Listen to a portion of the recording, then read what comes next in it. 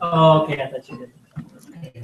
Yeah. When you put the ice in here. Okay. Service, which I really wasn't supposed to. You were not, you said. What about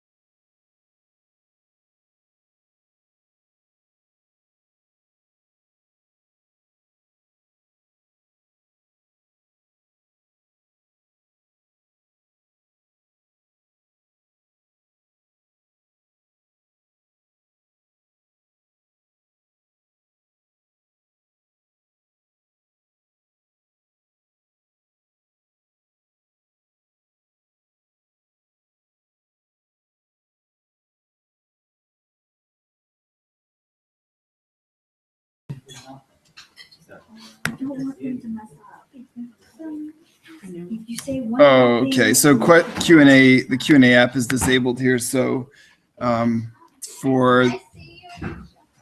what's Are that? you live? Yes, we're live. No, what's the question? Oh, I just said I see you. Oh, okay. Yeah, that's fine.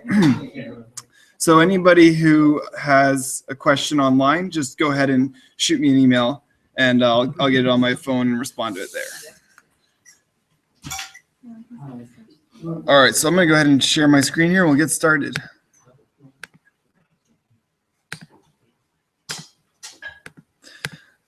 All right, so basically last week, and actually,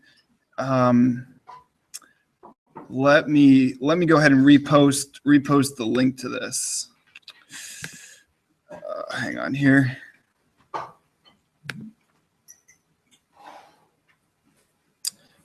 All right, so if I go to last week, we were talking about the database and how to use SQL to query the database, put stuff in, get stuff out, change stuff. So I'm going to go ahead and just repost that link and password over in the Google Plus page for this week. So just go to the Google Plus page for this week, and you can click on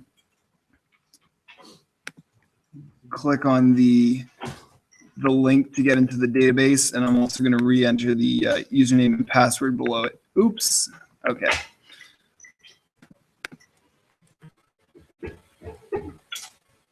All right. So that should be up on the Google Plus page there.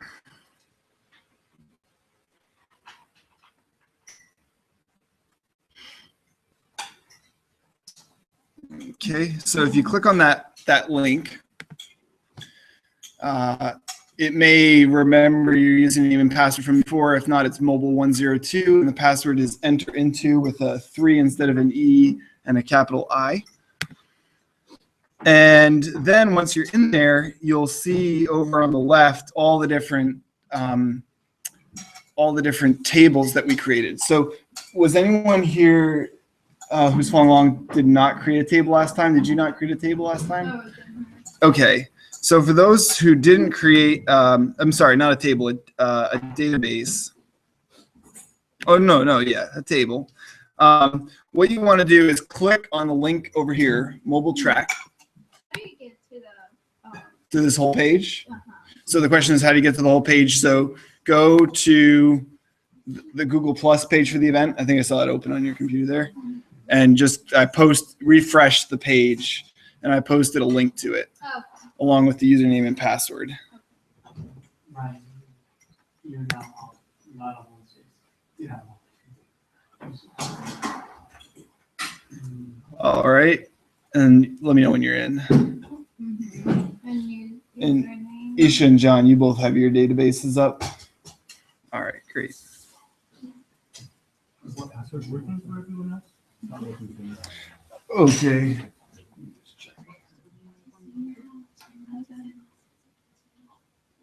Just go back there.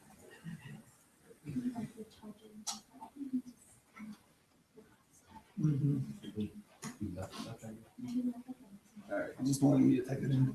Awesome. And Betty, you're in. Okay, and John, also, let me just check if for anybody online, if you're having trouble getting in, just go ahead and shoot me an email at sinceallelsefails@gmail.com.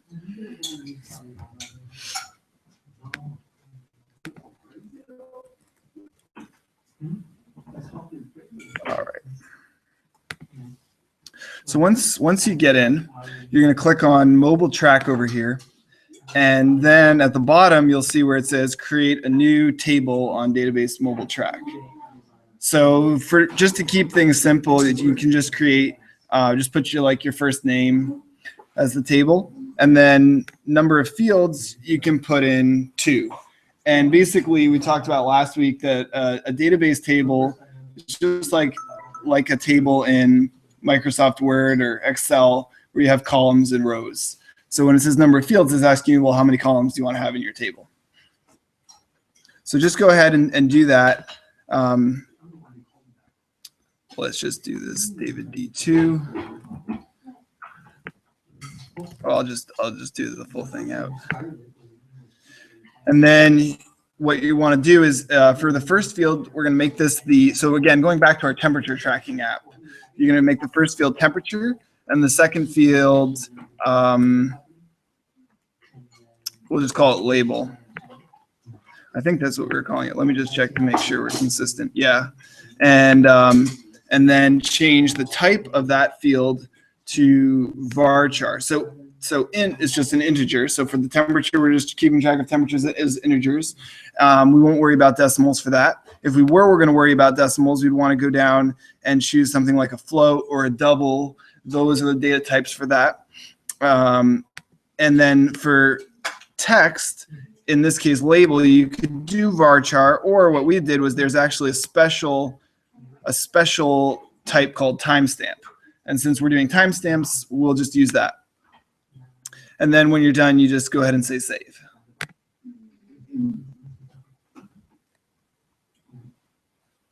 And now I should see a Betty table, and there is one.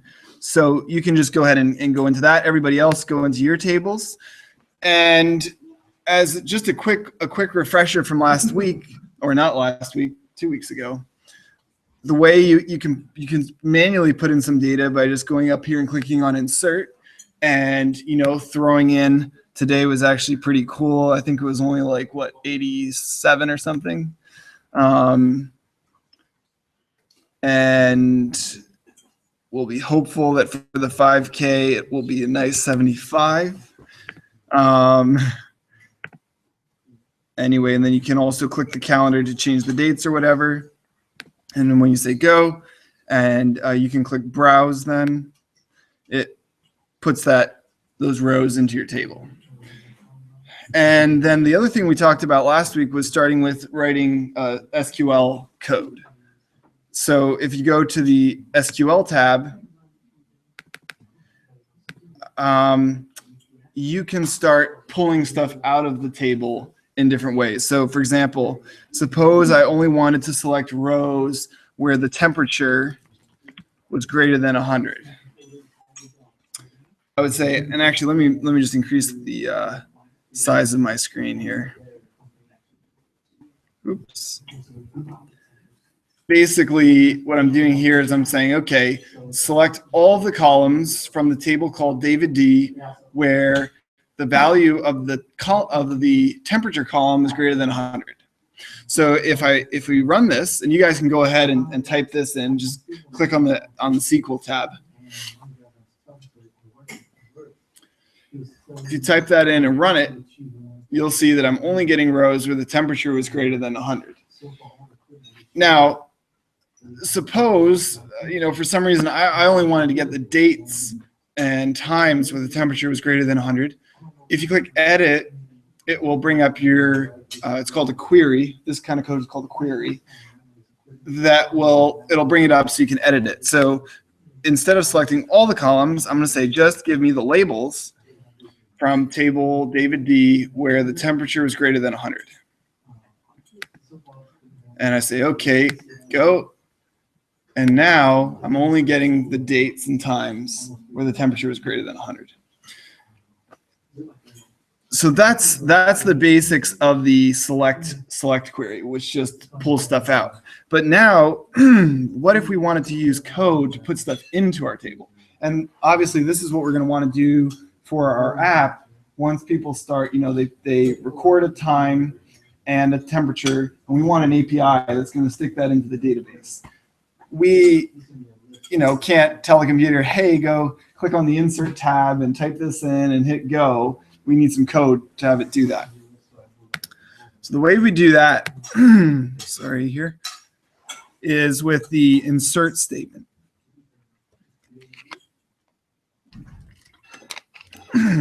Now, whenever you're wondering about, how do you do something with SQL, just like the other code, it's very easy to find out online. So for example, you're just like, hey, what's the code to, I forget what that was called. What do I use code to put something into my MySQL database, right? You could say, code to put something in my SQL database. And different sites will come up. And you'll see here they say, oh, you can use the insert statement. So then you might be like, well, how do I use the insert statement? Insert MySQL, and as usual, we get my W3 schools coming up. Hey Tony, you're actually right on time. We're just up to where we left off the last time. So what we do here, by the way, what you can do is just go to the Google Plus page for the event, and I reposted the link and username and password to the database. So just log in and go to your table. So what we're going to do here is, and you guys can go ahead, just Google insert MySQL. MySQL, again, is a type of database that this is. It's a free database. It's one of the most popular ones. It's relatively easy to use, and there's a lot of stuff, a lot of help documents out there about it. So just go ahead and Google insert MySQL and click on the first link that is from W3 Schools. And now you'll see they actually have some sample code that we can go ahead and copy. So we'll just go ahead and copy the first one. Go back to our database. Again, make sure we click on the actually, let me go back to this other tab. Make sure we click on the SQL tab, and then erase the code they have and put in that code from W3 Schools. Or you could just type it in from my screen here. All right, everybody good so far? Any questions so far? So was that? Oh, this should be on your, it's in my email that I sent out. Yeah, that link that I sent out to the Google Hangout link, that should get you there. And then once you get there, I just posted it here, and the username and password as well. And so again, for those, for anyone watching online, just go ahead and shoot me an email if you have any questions. All right, so the first thing we need to do is we need to specify our table's name. So we'll go ahead and I'm going to say insert into David D. You go ahead and put in whatever the name of your table is. And then you're going to put your values separated by commas. Now in this case, we only have two values. We have one for temperature, one for label. So for now, go ahead and you can put in whatever temperature you want.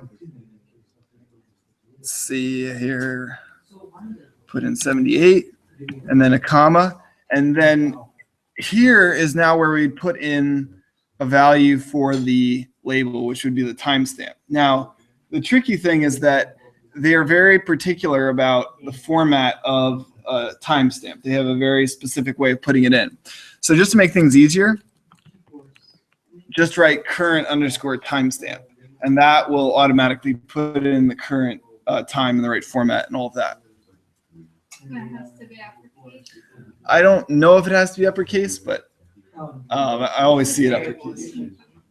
It should be, yeah. I don't know if they're smart enough to recognize lowercase. Probably not. You can try. Go for it. Oh. All right, so we're going to go ahead and say go. And it says one row inserted if you did it right. If not, it's going to give you some error. You got it? Now, if you say browse, you should see a timestamp of 9:24 and 20:44 with the temperature that you put in right there.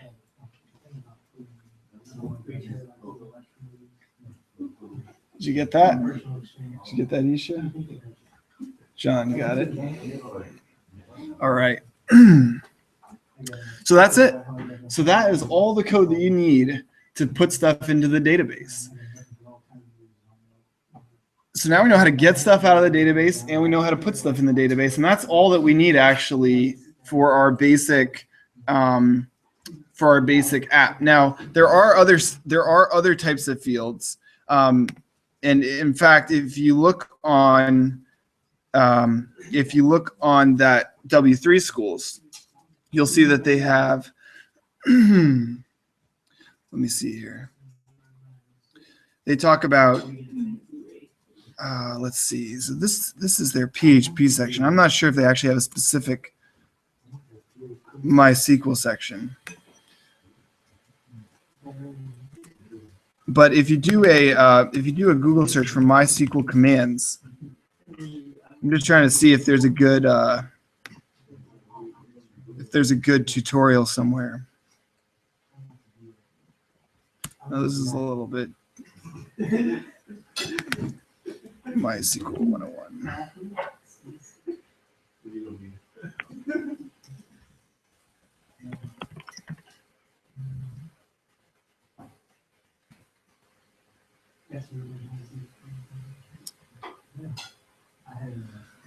I've never actually looked for a MySQL course, so let me just see if I can find a good one real quick. Oh no, Code Academy. I don't know if they have one or not. Well, actually, you know what? You could just actually go ahead and stick with. Now you see here how they say PHP MySQL. The reason they're saying PHP is because PHP is the language that you use to actually write the APIs, or at least one of the easiest languages to write APIs with. That's what I've learned. That's how I write APIs. So this is actually good. They'll first give you the code, and then they'll tell you how to do it in PHP, which we're going to get to right now. But anyway, if you look here, they also have PHP update, which is how that you modify things in the database. So, for example, here they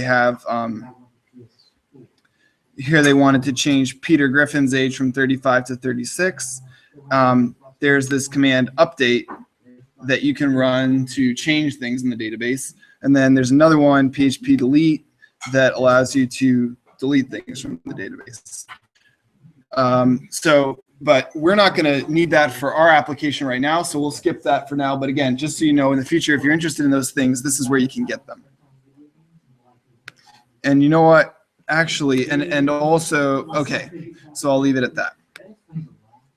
All right, so the first thing that we're going to have to do to get started writing APIs is, unlike the HTML and JavaScript code that we were writing where we could just run it in our browser, PHP runs on a server.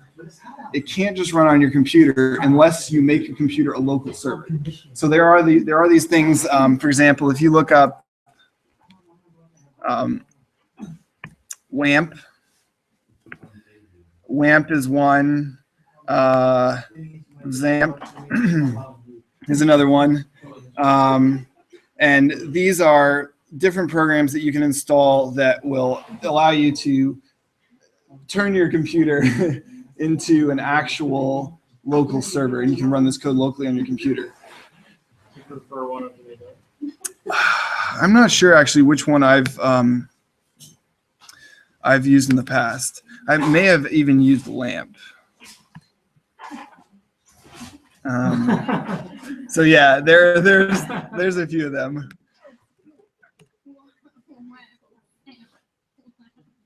Pick a letter and add amp. Pick a letter and add amp, and you probably got a local server. Okay, so I have used WAMP in the past. Yeah, but rather than well, I'm trying to think here, which is you know what, I think the easiest thing to do here, just for the sake of this lesson, is I'm going to go ahead and also it's good to know in the future, I'm going to show you how to use an online server. This is where you actually host your code, where other people can access it, and your application can access it. So going back to, again, I've back in the day used Network Solutions to set up hosting. And I showed you before how we were able to create a database on here. Now I'm going to show you the hosting side of it. This is where you upload your files to. This is where your PHP and your APIs can run. So some of the different components that you might have in a hosting service is, you saw how we had domain names. So a domain name is something that you buy, like, www. allnewtemperaturetracker.com. And basically when you buy the domain name, at first it's just sitting by itself, right? It's pointing to nothing. And if somebody goes to it, they get nothing. Or your hosting provider might point it to it on a construction page. But then you also buy hosting, and basically you say, okay, when somebody goes to this address, it's going to go and pull up. Let me just double check if that was an email. No. If somebody types in www.allnewtemperaturetracker.com, it's going to go look in this location on the web, and it's going to try to find an index.html file, and it's going to try to pull it up. So that's where the host comes in. So under hosting, the way that, the common way at least, that you can put stuff on there and change what's on your hosting is through something called FTP. And so we have hosting here, my family, that I've have a number of different things hosted on. And so what I'm going to do here is set up a username and password such that you all can get in and upload your files. Now, while I'm doing that, you need another program to actually connect to it called FileZilla. So just go ahead and Google FileZilla, and then go ahead and click download. So just go ahead and download it and install it on your computer. It's a free program, and it makes it pretty easy to access the hosting online and then drag files from your computer over there, edit files on your server, and all sorts of stuff like that. And while y'all are doing that, I'm going to go ahead and set up a username and password such that you all can create projects on here. Download FileZilla client.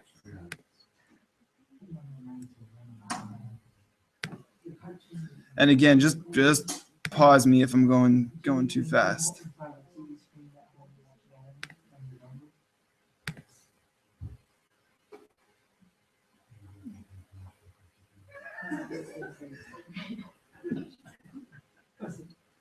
My internet's running kind of slow here, so.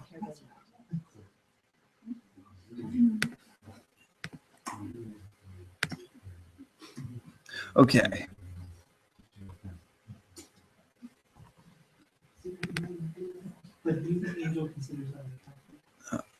Let me just see here.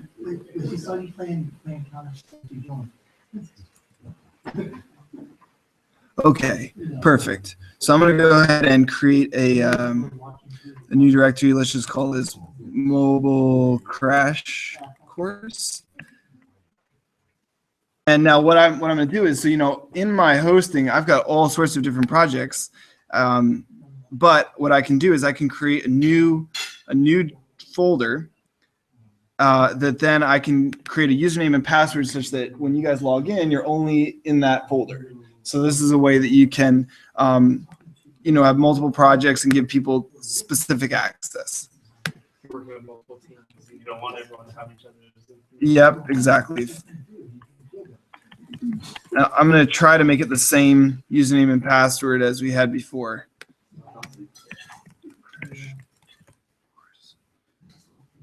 Are any of you having problems installing the FileZilla? Do I need all the astronomy, the browser? No. Because I clicked advanced. Oh yeah, no. Should I uncheck it? Yeah, uncheck. Yeah, install Astrometer browser. They have to go through apps you use to talk to people. Based on that?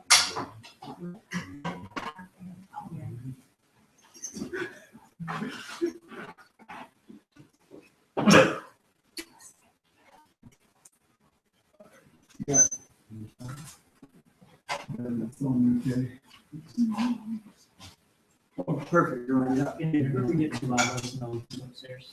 What's that? If we ever get too Oh, no, loud. you're fine. You're fine. Got it? No. Decline, make sure you decline red click roles. Yeah. Click cancel. All right. Go back.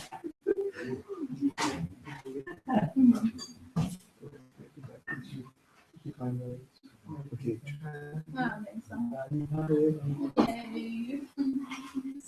What's the name? Yeah, just click the direct link.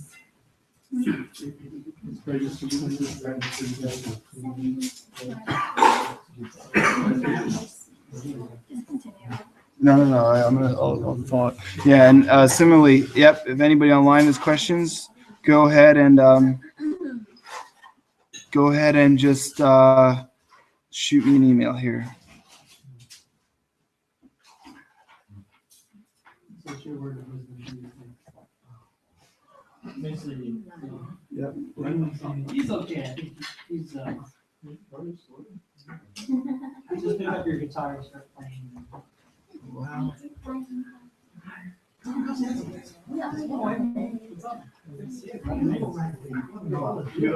Did you get it? All right, perfect. I think you're good. All right. So now, actually, let me go ahead and post this. I'll post this information on the Google Hangout page again. This is the address that you're going to need. The username again is mobile102, and the password is enter into.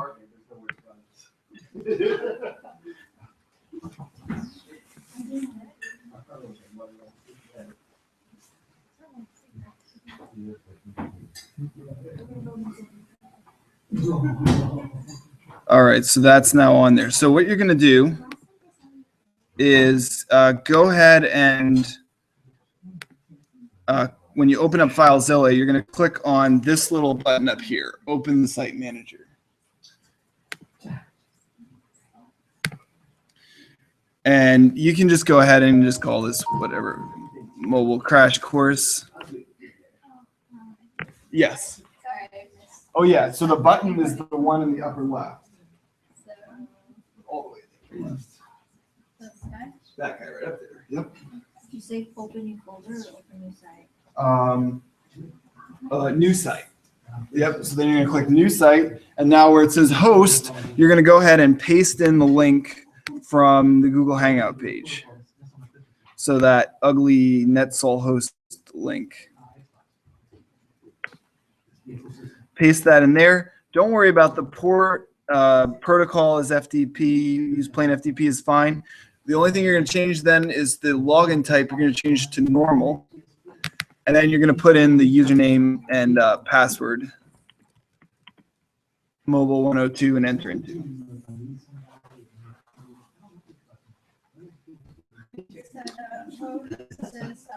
Yeah. John, you got the FileZilla downloaded? You already had it, probably. Yeah. All right. We're all sharing this, right? Yep. So what we're going to do is everybody's going to create a directory in there. Yep. What's that? Oh, that's fine. All right. So then when you're done, you're going to click connect. And you're going to see all of John's code. So what you should do is go ahead and write. Did it connect successfully? All right. What does it say? Not connected to Oh, it. it's waiting. It's just being slow. You got yours, Tony?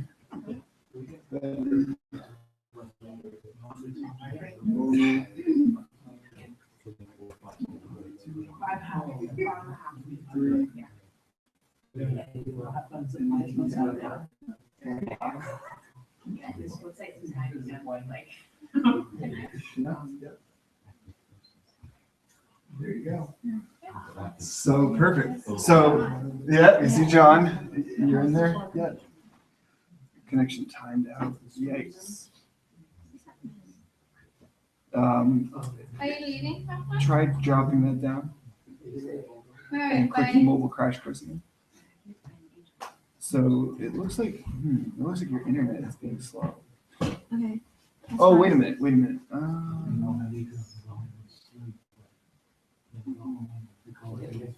Check what internet you're on. Oh. Try opening that one. Yeah. Interesting. You might try restarting your computer. Yeah. I'll take a look at your computer after this. All right. So once you're in here, go ahead and right click on some white space over in this bottom right corner and go ahead and create a directory, and you can just put your name. First name is fine in this case. There's Tony, got John in there. You can also right click and refresh. Betty's in. All right. If you right click on the white space and click refresh. All right, so now we're gonna we are going to make an API. And so what you should do is go ahead and double click on your folder. And right click. Actually, you know what? Now you're in your folder. This is where you're going to put your files, but now we actually have to go ahead and create it on our computer. So go back to wherever you have all of your code and right click. Actually, you know what? Let's make this simpler. Just go ahead and open up Notepad++. Create a new document.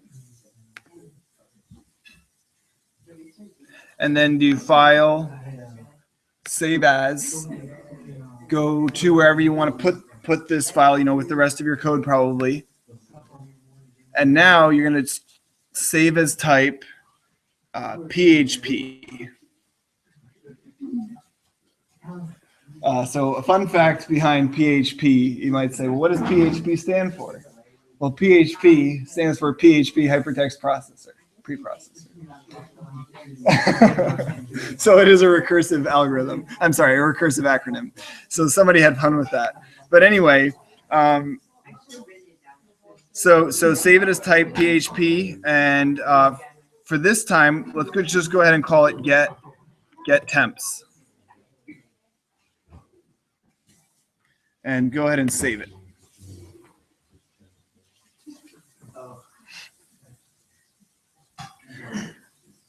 Now, I'm just to save time here a bit. I wrote some boilerplate code for this. So let me just see if I can find this.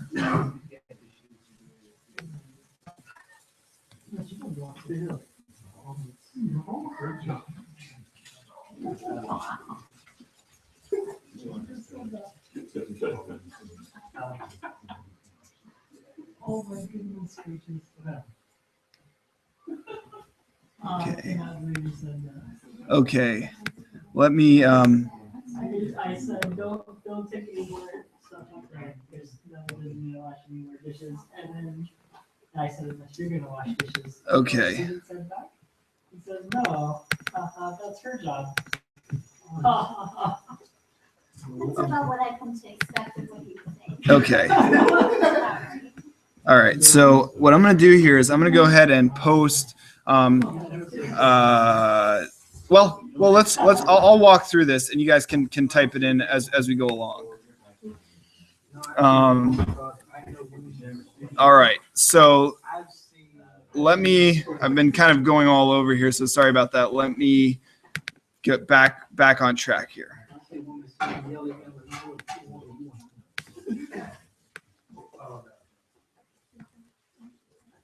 Okay, so y'all got your get temps PHP file? Got that, Isha? Oh, you're starting your computer back up. All right, John, you got that? All right. So the first thing that you do in a PHP file is you start it by saying angle bracket, question mark, PHP, and then you end it with question mark, angle bracket. Now, the reason for this is because you can actually put PHP inside of HTML. So an interesting thing, you know what? I don't recommend this though. So one thing that people could do, and I did when I first started, is that I would do something like this. I'd have, hello world, here are the temps from my database. And then I would go get the temps and I'd say print the temperatures that we just got from the database. Let's just say 45. And then I'd have some more, this is neat, HTML code down here. And then what would happen is that this page, when it was loading, it would first execute the PHP, and then it would put the PHP inside of the HTML. So that was one way to actually make your page contain content that came out of the database. Now the problem with that is that every time you had to get stuff from the database, you had to reload the page. And that's just not a good user experience. So yeah, it's not.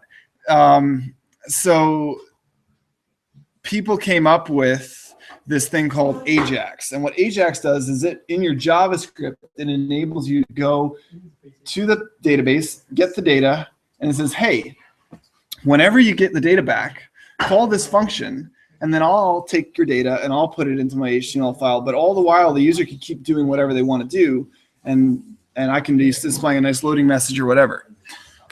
So this is what Facebook does, right? For example, when you hit post, it just does a little loading, and then boom, your post appears. It doesn't reload the page, which would be annoying.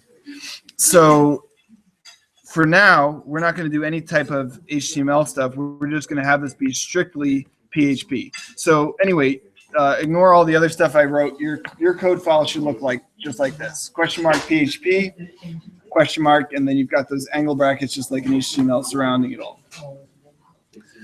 So the first line of code that we're going to use is this, and let me just database name, username, password, table name.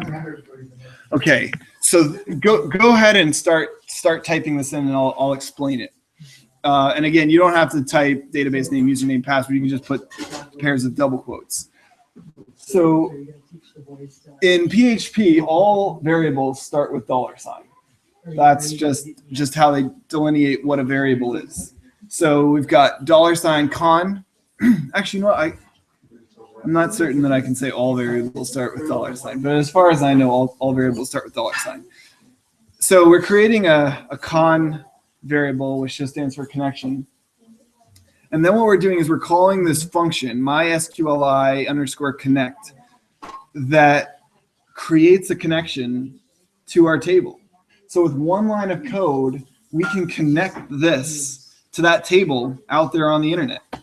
I mean, that's amazing when you think about it, right? With one line of code, we're from wherever we happen to be, on a phone in Australia, we are now connecting to our table in, San Francisco. So all we have to do is give it a little bit of information to know where to go. The first thing that we need to do is tell it the database name. And in this case, you actually get that from your hosting company. Let me see if I still have this up somewhere. Okay. So you actually get this under the place where you have all your databases.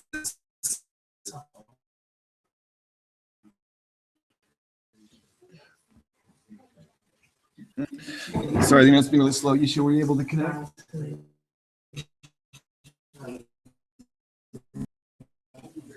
No.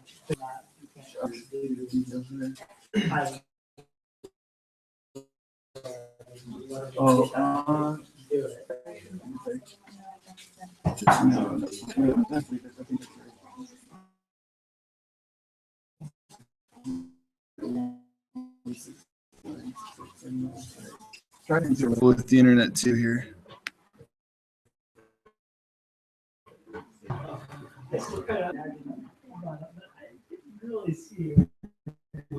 Or maybe it's the solutions. I'm not sure which.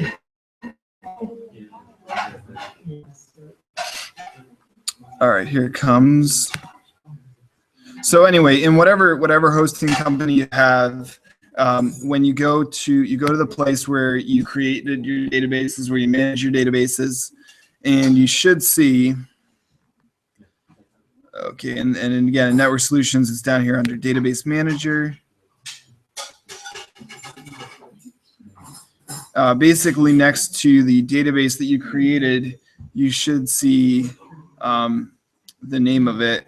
And in this case, it is MySQL v103. So just go ahead and in that first field, put MySQL v103. The username again is mobile102. The password is enter into, and the table name. I'm sorry, this is not the table name. The first one is like the I think like the server name, and then this one is the table name, which is mobile102 also.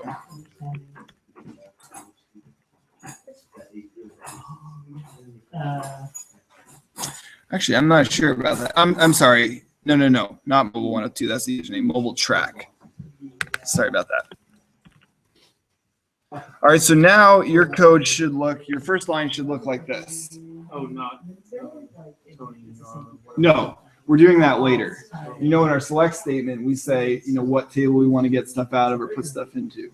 But all of those were just tables within a database. So the database is called Mobile Track. It's hosted on this MySQL v103 host. And the username is mobile102, and the password is enter into. All right. Betty, you're good? All right. So now we're going to go ahead and we're going to grab, I'm going to grab the next line here. Okay, so now we're creating another variable called $result, and we are running our first SQL query from PHP. And you'll notice that it takes two what are called arguments. The first one says, okay, you want to run a query. What connection do you want to run this query on? And we say, we've got a connection stored in our $con variable. We want you to run it on there. And then the second thing they ask is, okay, what do you want to run on there? And then we just go ahead and we put in that SQL code that we were learning before. Right in there,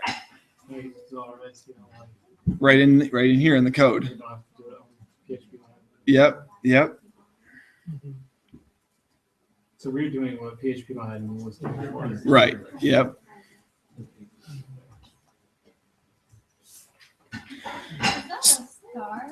Yes, that's an asterisk, which is shift 8. An asterisk means get me all the columns from that table. And in this case, you'll notice that we don't have a where condition, and so therefore it's just going to get us everything. It's really cool that it guides you when you're typing it in. Oh yeah, yep. With the color coding, how it kind of changes colors. Yeah, and then even when you type in that function, like the suggested. Yeah, it just gives you what parameters you need to put in. Right. Nice. So then now, all right. So now we're going to do two more quick things.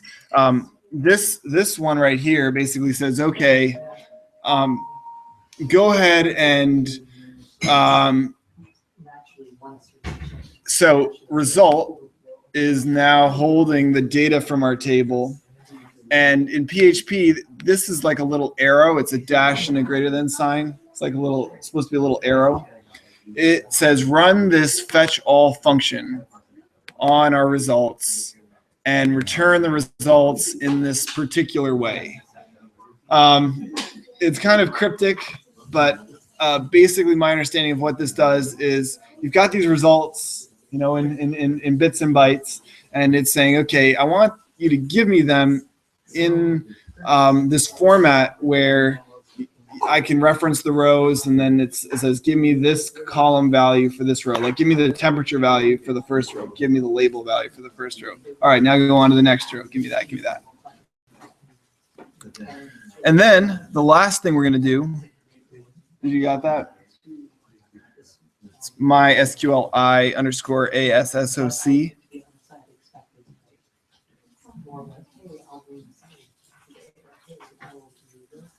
And then we are going to go ahead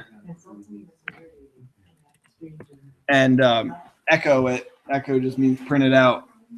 And again, we're going to run this. It's called JSON encode. Basically, again, it takes the data and it puts it in a specific format, which will be easy for our app to read and work with.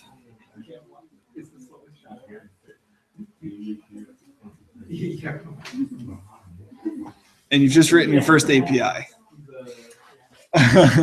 Go quick, get on LinkedIn, update your resume. All right. So now what we're going to do is now you can go ahead and minimize out of that and go to wherever your FileZilla is.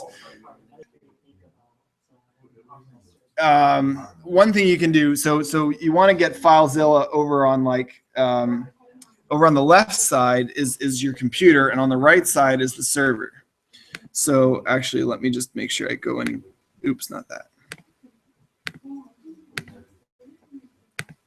So on the left side, go ahead and all right, just scroll up to the top. You know, you can go to your desktop and then go into wherever you have your code. And on the right side, make sure that you're inside your folder. It'll say up here if you are.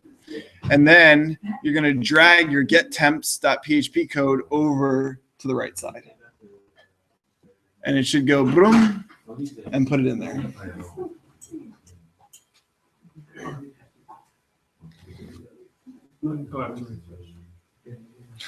You shouldn't have to refresh. Oh yeah. Put it in there? Yeah. I just hit it. Okay, perfect. So I think it's already in there. Oh, yeah, try refreshing.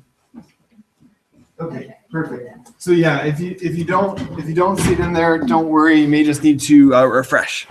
All right, now comes the fun part. All right, you're gonna go open up a web browser. Type in treksoftware.org. So treksoftware.org is the name of my amateur software company I started when I was 14. And so that's kind of the root directory for all of my all the stuff on our hosting. Anyway, treksoftware.org/mobile crash course. You do have to get the capitals right on that. So capital MCC. Now you're going to put the name of the folder that you created with the correct capitals. So Betty, in your case, you're doing all lowercase. Betty, in John's case, that. And now you're going to put the name of your API, gettemps.php, at the end. And then you're going to hit enter. Aha. So now I just got all of my temperatures and labels from the database in my browser. Did it work for you? Okay. Oh, yeah.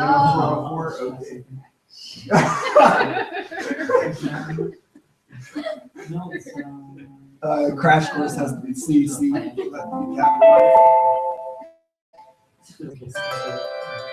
Yes. Your computer changed. Oh, there you go.